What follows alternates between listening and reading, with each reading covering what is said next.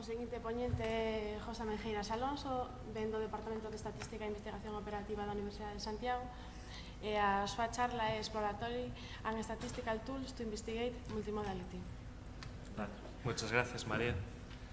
Bueno, como bien dijo María, mi interés es ver distintas herramientas exploratorias y estadísticas para investigar la multimodalidad. Y como me imagino que la mayoría no tenéis ni idea de para qué sirve esta historia, pues quise empezar así con unos pequeños ejemplos, creo que motivacionales, ¿no? El primero es uno que mide la duración de tiempo entre erupción y erupción en un geyser situado en Estados Unidos. Y entonces, muchas veces, como ocurre en este caso, estamos interesados en saber pues, si casi todos los datos de nuestra muestra se agrupan en torno a un valor o si se agrupan en torno a dos valores, etcétera, ¿no? Porque al final nos dicen distintas características que puedan presentar nuestros datos. A lo largo de esta charla y a lo largo de todas las traspas, como al final esto es orientado a gente pues, que tiene su interés en R, pues a lo mejor tenéis interés en algo de lo que cuento, y entonces ahí a la izquierda abajo pues, puse las principales funciones que utilizo de R.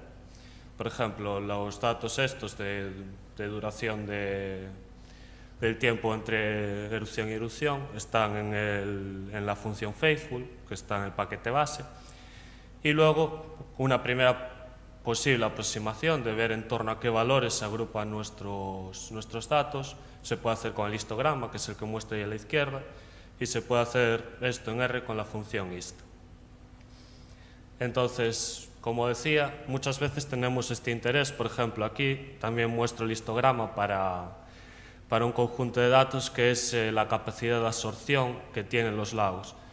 Hay mucho interés en el noreste de Estados Unidos por medir distintas características de los lagos para saber pues, distintas características biológicas, etcétera. Y entonces aquí lo que se dieron cuenta es que lo que se esperarían es que el ANC, que es la capacidad de absorción de ácido, estuviese en torno a un valor, pero cuando investigaron un poco esto, vieron que se agrupaba, como parece en el histograma, que parece que se agrupa en torno a dos valores, ¿no? El 4,5, por así decirlo, y el 6,5.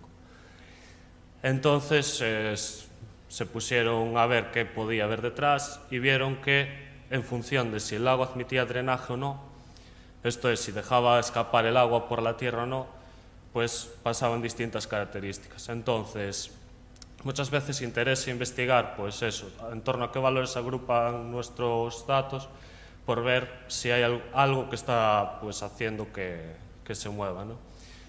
¿Con qué está relacionado todo esto? Pues si tenemos la función de densidad que hay detrás de nuestra muestra, pues estaría relacionado con las modas, que son los máximos relativos de la función de densidad, ¿no? Por ejemplo, ahí en la gráfica que muestro a la derecha, pues parece que podría ser la función de densidad de nuestra muestra, y entonces tendría dos modas, que uno sería el 4 y pico y otro sería el 6 y pico. Si bien para ver el número de modas no hace falta siempre saber la función de densidad que hay detrás, ¿no? Y ya un último ejemplo, y este me gusta porque al final es una fricada, que es el grosor de los sellos. Digamos que en el mundo de la filatelia y todo esto, los coleccionistas de sellos, pues para cada bloque de sellos, esto es una muestra de un bloque de sellos de México de 1872, pues muchas veces están interesados pues, en saber todos los tipos de configuraciones que hubo, ¿no? Entonces aquí recogieron una muestra de 485 observaciones y vieron que algunos sellos aún conservaban una marca de la factoría en la que se produjeron, ¿no? Que son los que muestro ahí de color azul, que son los que se produjeron en la factoría LA más menos F, y otros que se produjeron en otra factoría, que es la de papel sellado, que es en color rojo, que está en color rojo. Y entonces, el resto de sellos, o sea, ahí veis que hay unos poquitos, unos 30 o así, y el resto de sellos, pues no venían marcados de ninguna forma. Entonces, esta gente se planteaba si podía haber una tercera categoría de sellos, o incluso dentro de las mismas categorías, muchas veces, por aquel entonces ya no había tantos controles de calidad como hay actualmente, entonces digamos que fluctuaba más el grosor del papel. Y aún por encima, cada vez que se le acababa un papel, podían coger una remesa que tuviese más o menos el mismo grosor o una remesa que fuese más delgada o más gruesa. Entonces, cuando tú eres un coleccionista de sellos, Si hay una remesa nueva de papeles, si hay unos sellos muy raros con un grosor más pequeño, pues esos sellos cuestan más dinero, ¿no? Entonces, al final están muy interesados en ver cuántas tipologías de sellos hay en este caso. Entonces, ¿cómo podemos investigar la multimodalidad? Pues una primera forma sería pues, utilizar una mixtura de funciones, ¿no? Esto es, por ejemplo, utilizar, en este caso he puesto dos normales, y entonces pues, podemos estimar los parámetros con R, tenemos ahí la función normxm, que lo que hace es, pues, por máxima verosimilitud, estima y dice, bueno, pues lo óptimo sería coger dos normales, una con peso 0,48, otro 0,52, y como parámetros pues, los que aparecen en pantalla, ¿no? ¿Cuál es el problema de esto? Que hay que prefijar cuántas normales le queremos poner ahí. No hay problema, para eso están los test. Entonces, existen los test que te permiten estudiar si con M0 normales te llega o si hace falta M1, ¿no? En este caso, pues lo que se mediría como estadístico es cuán verosímil es mi modelo cuando pongo M1 normales versus cuando pongo M0, entonces haces la resta de la log verosimilitud y bueno, se puede... Al final, como no se sabe la distribución de este estadístico, se puede generar la distribución pues, utilizando la metodología Bootstrap, que no voy a explicar aquí en detalle. Y bueno, al final que nosotros aplicamos esta función y nos devuelve unos p-valores. Entonces, a un nivel de significación del 5%, rechazaríamos que nos llegase con una normal, rechazaríamos que nos llegase con dos normales, pero no habría evidencias para rechazar que nos llegue con tres normales. Aquí quiero hacer una aclaración que me va a ser de utilidad después.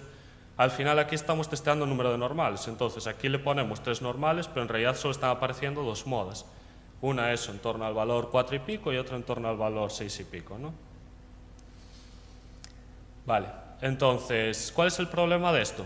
Que a veces prefijar modelos no es bueno porque, por ejemplo, aquí podemos observar en la primera normal que aparece que no estamos recogiendo de todo esa simetría, luego en la segunda moda parece que debería ser más plana, entonces aquí en Galicia somos muy fans y yo también de utilizar la no paramétrica para intentar pues, buscar estas formas, ¿no? ¿Cuál es la idea de la no paramétrica? Pues coger una mixtura de, si tenemos n datos, una mixtura de n normales, cada normal centrada en un dato y como desviación típica utilizamos h, que h es el parámetro de suavizado. Bueno, aquí digo normales, se podría utilizar otra función unimodal y simétrica, pero bueno, para hacer las cosas fáciles, normales. Entonces, ¿cuál es la desventaja de este método? Que al final hay que seleccionar una ventana, una desviación típica en cada normal, ¿no? Y en función de esta ventana, pues pasa lo mismo que pasaba un poco con el histograma, ¿no? Que cuando cogemos una ventana muy grande, en el histograma parecía que teníamos dos modas y aquí en la línea de color negro, que es la estimación tipo núcleo, utilizando una ventana grande, parece que hay dos modas, pero cuando utilizamos una ventana pequeña, cuando utilizamos cajas pequeñas en el histograma, pues parece que podría haber pues 7 o 8 modas, una cosa así. Entonces, hay formas de seleccionar este parámetro de ventana, por ejemplo, pues estaría la regla del pulgar o la regla de Sidri-Jones, pero el problema que tiene es que estas reglas normalmente están pensadas para intentar estimar lo mejor la f, y aquí a nosotros no nos interesa al final estimar bien la f, lo que nos interesa saber es cuántas modas hay, cuántos grupos de sellos hay en este caso, ¿no? Entonces, una primera forma de intentar explorar este problema es utilizar varias ventanas. ¿Qué pasa? Que representar todas esas ventanas ya en el dibujo de la izquierda, ya solo representando tres, pues se hace un poco caótico. Entonces llegaron Minotti y Scott y dijeron, bueno, vamos a resumir la información con los hilillos esos de plastilina que se ven ahí a la derecha. Y entonces, pues por ejemplo, si observáis a la izquierda, utilizando una ventana igual a 9, tendríamos solo una moda en torno al valor 80. Entonces, vamos a la derecha y vemos h igual a 9, pues pintamos una raya en torno al valor 80. Y así vamos bajando, cuando h igual a 4, pues aparecen dos modas, pues una en torno al valor 55 y otra en torno al valor 80. Que esto está muy bien cuando ya el investigador tiene una idea de que van a salir dos modas y entonces dice, ah, qué bien, pues las dos modas, una sale en torno al valor 55 y otra en torno al valor 80. Pero ¿qué pasa? Que muchas veces el investigador no tiene tanta información y entonces esto pues al final no es muy útil, ¿no?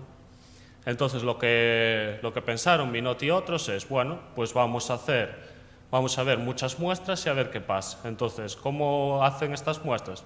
Pues dicen, bueno, hagamos réplicas donde más o menos hagamos lo mismo que en la muestra original, que esto es, pues, utilizando la metodología Bootstrap con la función empírica, es decir, pues, cogiendo, pues, una muestra, haciendo un sorteo con reemplazamiento y obteniendo 9 datos nuevos, y entonces, como sería muy caótico representar todos estos árboles de modas uno encima de otro, todos estos hilillos de plastilina unos encima de otros, lo que hacen es, pues, hacer un grid, unas cuadrículas, y pintan de color más oscuro donde creen que, o sea, donde cae con más habitualmente estos árboles de modas. Entonces, pues de color negro más oscuro sería donde parece que hay modas, ¿no? Que en este caso, pues, color más oscuro podría aparecer en torno al valor 55, en torno al valor 60, un poquito antes del 80 y un poco después del 80. ¿Qué pasa con esta historia? Que si tenemos un dato atípico creando una moda, cuando hagamos el sorteo con reemplazamiento, muchas veces va a salir ese dato atípico, entonces muchas veces va a crear esa moda de Chichinabo, por así decirlo, y entonces el bosque de modas muchas veces nos va a decir que ahí hay una moda, cuando en realidad no, es un dato atípico que está tocando así un poco las narices. Entonces, ¿qué podemos hacer? Pues podemos hacer test. Entonces, la primera idea de Silverman fue, bueno, vamos a hacer test y para esto, o sea, lo que vamos a testear es la distribución que hay detrás de nuestra muestra, pues sea lo sumo K-modas frente a pues más de K-modas. Aquí, daros cuenta que estoy hablando de K y no del M0, o sea, aquí sí que estamos hablando de modas, no como en el caso de la mixtura de normales, donde 3 normales podían dar 2 modas.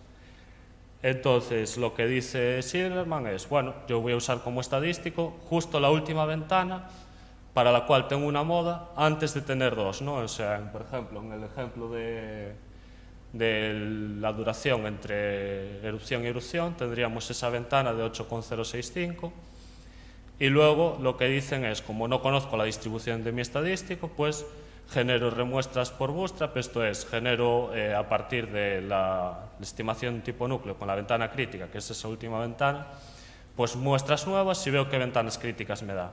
¿Qué pasa? Que si mi ventana crítica es muy grande, es decir, que hubo que suavizar mucho la cosa para obtener una moda, pues deberíamos rechazar, ¿no?, la hipótesis nula. Entonces nosotros hacemos este test y vemos que cuando queremos contrastar unimodalidad frente a multimodalidad se rechaza, y cuando queremos contrastar a lo sumo bimodalidad frente a trimodalidad o más, pues no habría evidencias significativas para rechazarlo. Todo esto a un nivel de significación del 5%, estoy hablando siempre.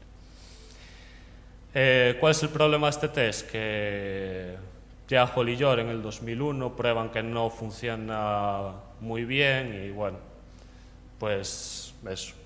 Entonces, siguiendo un poco con las herramientas exploratorias, en el año 99, Chowdhury y Meyron crearon el Sizer, que lo que hace son intervalos de confianza, pues, para la primera derivada de la estimación tipo núcleo con la ventana H. Entonces, para cada ventana H, miran si el intervalo de confianza queda por encima de 0, si queda por debajo, o si un extremo queda por encima y otro por debajo. Entonces, si los dos extremos del intervalo de confianza quedan por encima, lo pintamos de color azul. Si los dos quedan por debajo, de color rojo. Y si uno por encima y otro por debajo, de color lila. Entonces, ¿dónde habría una moda según el size? Pues cuando tengamos un patrón azul-rojo. En este caso, pues en torno al valor 80. Y bueno, además de color gris, pintan cuando no hay suficientes datos, ¿no? A pesar de que aquí me estoy enfocando todo desde un punto de vista de los datos típicos, datos escalares y lineales, hay este problema pues adaptado a otros contextos, ¿no? Como por ejemplo el de los datos circulares. Y esto no solo es para darle valor a las librerías que se hacen aquí en Galicia, ¿no? Porque esta librería fue desarrollada por Oliveira y otros en Santiago, sino también porque como al final yo estoy trabajando mucho este tipo de datos, pues me interesaba mostrarlo. Y aquí tenemos una muestra de hacia dónde se orientan las palomas.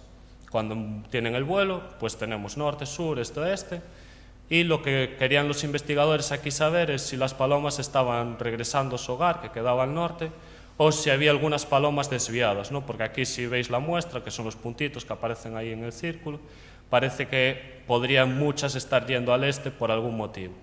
Entonces nosotros aquí hacemos el Zeitgeist y vemos que no, que solo hay una tendencia principal de vuelo, que es hacia el norte. Simplemente que hay alguna que otra paloma que está así un poco perdida. Pero bueno, como decía, a pesar de que aquí somos muy fans de la no paramétrica, no todo va a ser estimación tipo núcleo. Y entonces hay otras herramientas, ¿no?, que se basan en las zonas donde están muy acumulados los datos, por así decirlo, ¿no? Entonces, Dunge y Walter crearon su herramienta, ¿no?, que luego fue implementada en la librería Modehunt. Y entonces, cuando nosotros aplicamos esta función que aparece ahí, Modehunting, lo que nos aparece pues son unos intervalos de crecimiento y unos intervalos de decrecimiento, ¿no? No aparece este dibujo que hice yo aquí, pero bueno, para explicarlo me parecía más cómodo el dibujo. Entonces, si os fijáis en la línea que separa en el medio, por encima, de color azul, estarían los intervalos de crecimiento, ¿no?, que el primero empezaría en 53 y acabaría en 54, el siguiente en 60 y algo y acabaría en 76, etc. Y por debajo de la línea, los intervalos que nos dice esta herramienta, que son de decrecimiento. Entonces, luego en el medio, para resumir toda esta información, he pintado de color azul donde hay intervalos de decrecimiento y de color rojo donde hay intervalos de decrecimiento. Entonces, según esta función, cuando yo la aplico en R, me diría que para esta muestra de datos tengo una moda en 54, otra moda entre 76 y 79 y otra moda entre 81 y 84. La historia es que aquí en el artículo original dicen que el único problema es que hay que conocer, pues por lo menos, si no el soporte entero de la variable aleatoria, por lo menos uno de los extremos, que aquí como es tiempo, pues uno de los extremos lo sabemos que es el 0, porque tiempo negativo no va a haber. Pero bien, cuando yo aplico esto en la librería no me pide ningún extremo, así que eso no es un problema mayor. Pero otro problema que presentan estas herramientas que están basadas en cuán concentrados están los datos es que no permiten datos repetidos, lo cual tiene bastante sentido porque estamos hablando de variables continuas, pero en la práctica muchas veces los datos nos llegan discretizados. Por ejemplo, en este caso los datos nos llegan redondeados a la unidad. Entonces, lo que hace la librería cuando nosotros la aplicamos es, si ve datos repetidos, los perturba un poquito. Yo aquí he estado trasteando un poco y vi que pasaba cuando a los datos les sumábamos pues, un uniforme con extremos menos 0,5 y 0,5, ¿no?, para ver qué pasaría si fuese completamente, o sea, para quitar toda discretización. Y entonces en ese caso pues solo nos devolvería que en este ejemplo hay una moda entre el valor 79 y el 84, la tercera que aparece. Entonces, es que se ve bastante mal aquí. Una siguiente idea que tuvieron Hartigan y Hartigan fue que esto solo vale para ver unimodalidad, pues vamos a buscar la distribución unimodal más próxima a la función empírica, ¿no? No es una distribución porque, como podéis ver, la línea que va por el medio, así de 3 colores, no empieza en 0 ni acaba en 1, pero bueno, más o menos.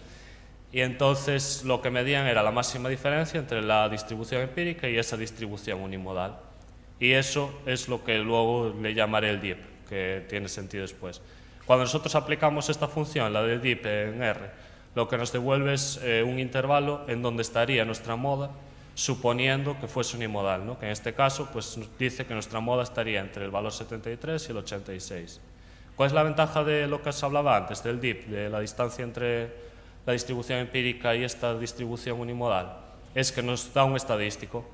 Entonces, lo que dijeron Hartigan y Hartigan fue, bueno, como no sabemos la distribución de este estadístico, generamos muestras de una uniforme, que para ellos es la peor unimodal que hay, y si nuestro DIP está por encima, es decir, si esta distancia es muy grande, es porque es poco unimodal, y entonces se rechazaría la hipótesis nula. Si aplicamos el test aquí, que se hace con la función DIPTest, pues nos devolvería un p-valor de 0,001, entonces se rechazaría para un nivel del 5% que esta distribución es unimodal, pero de nuevo este test, por pruebas que hemos realizado, es bastante conservador, entonces igual no es del todo apropiado hacer esto.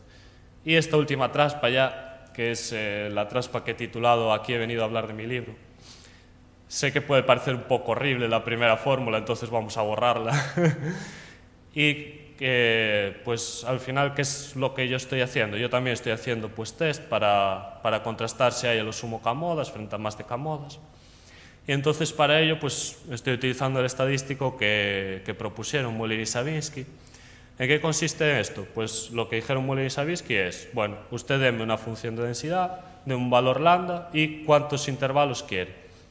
Entonces, por ejemplo, aquí pues yo le he dado la función de densidad esa bimodal, lambda 1,2 y quiero 2 intervalos. ¿Y qué hace este estadístico? Pues busca los intervalos que maximizan la diferencia entre la probabilidad asociada a estos intervalos menos lambda veces la medida de estos intervalos. Vamos, la zona que está pintada de color gris. Si mides la diferencia entre coger k más 1 intervalos y coger k más intervalos, nos diría, en este caso, por ejemplo, si quisiésemos contrastar unimodalidad frente a multimodalidad, pues aquí nos diría cuán verosímil es que haya dos modas frente a cuán verosímil es que haya una moda, ¿no? Entonces, esto sería un buen estadístico si no fuese porque depende de lambda. Entonces lo que dice Muller y Savitzky es, bueno, tómese el máximo en lambda y ya está. Entonces una vez tenemos el estadístico, que Muller y Savitzky vieron que este estadístico era igual a 2 veces el dip que definía antes, entonces ellos no se mataron y dijeron que utilizaban el mismo test que utilizaban Hartigan y Hartigan, que solo valía para contrastar unimodalidad frente a multimodalidad. Entonces, ¿cuál es nuestra idea? Pues viendo que este estadístico solo dependía de ciertas cosas en la distribución asintótica, lo que nosotros propusimos fue, bueno, como no sabemos la distribución del estadístico, pues vamos a utilizar la metodología Bootstrap.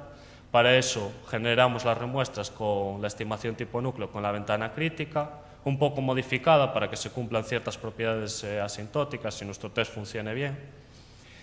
Y pues hacemos el test, todo esto lo hemos programado en R, a pesar de que aún no está en ninguna librería, pero bueno, todo lo hemos programado y tras aplicar el test sobre el tiempo de espera, ¿no?, entre erupción y erupción, vimos que cuando contrastamos unimodalidad frente a multimodalidad, el p-valor es 0, y cuando contrastamos al sumo bimodalidad frente a trimodalidad o más, el p-valor es 0,214, entonces a un nivel de significación del 5% rechazaríamos unimodalidad, pero no a lo sumo bimodalidad. Y esto es todo. Muchas gracias por su atención. Y si tienen alguna duda. Bueno, pues nada, una pregunta súper rápida porque vamos un poco mal de tiempo. Y si no, pues pasamos a la siguiente conferencia. Bueno, pues gracias, José. Vale.